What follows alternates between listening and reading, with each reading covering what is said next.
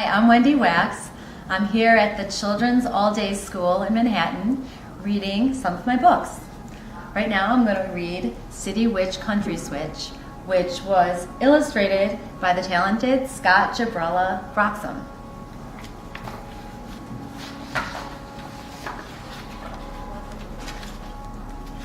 Mitzi was a city witch who came home late one night and saw her window open wide.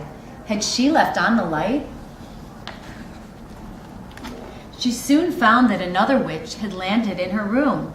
"It's me, your cousin Muffletump," the witch squealed. "Wow, nice broom." "Muffletump, the country witch? At last we finally meet." The cousins hugged and talked until the two of them were beat. That night, poor Muffletump tossed and turned. The couch was much too soft. The street outside was noisy. She missed her cozy loft.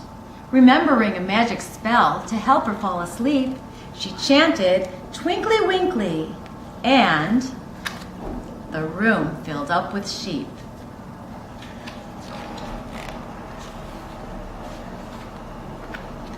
In the morning, Mitzi planned to show her guest around. "What dirty air," groaned Muffletump. "It's rising from the ground." She coughed, she sneezed, she chanted, "Padinka-dinka-dandy." And suddenly, the dirty smoke turned into cotton candy. The cousins took a bus uptown to the Museum of Art. "There's hardly room to breathe in here," said Muffletump. "Struck heart." The bus became a hayride with seats for everyone. "Giddy up," whooped Muffletump. "I knew this would be fun." "Let's go skating," Mitzi said, but Muffletump said no. "I've had a lot of fun with you, and now I have to go." "Bye-bye, noise and smog," she called. "The country is for me." "Wait," yelled Mitzi, "I'll come too." Her cousin whooped, "Yippee!" They whizzed above the windy sea as storm clouds settled in. Muffletump yelled ding-dong, while Mitzi shouted din. These ancient words were all it took to change the clouds to bells. After that, they both took turns, casting favorite spells. When they landed, Mitzi asked, "You live up in a tree?" "I sure do," bragged Muffletump. "Come in, I'll brew some tea." This time Mitzi couldn't sleep. It rained right through the roof. Night owls hooted, crickets sang, and Mitzi cried, "Drip-proof!" Now pitter-patter went the rain, but Mitzi stayed quite dry, for a giant pink umbrella soared above them in the sky.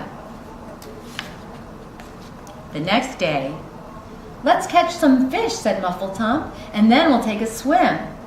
Mitzi gasped, "In all this slime? Super sudsy whim."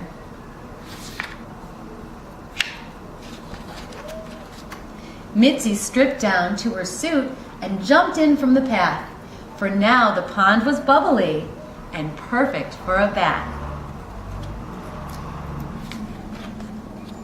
Muffletump showed Mitzi what to pick for pumpkin stew, but Mitzi's only comment was, "Achoo, achoo, achoo." "My allergies are acting up," she said. "Tomata cheese." The field filled up with pizza, Mitzi's kind of feast. "Let's play tag," said Muffletump, but Mitzi shook her head. "You are great, but weeds and dirt are not my style," she said. "I'll miss you, Mitz," said Muffletump. Mitzi said, "Me too." The witches went their separate ways. What else could they do? That evening, both cousins lay awake. They tossed and turned all night. Their homes just didn't feel the same. Which spell could set things right? As if they'd read each other's minds, they chanted, "Far no more." When morning came, they waved hello, 'cause now they lived next door. "Howdy, neighbor," Mitzi said. Muffletump just smiled. Then they had a tasty snack, city country style. The end.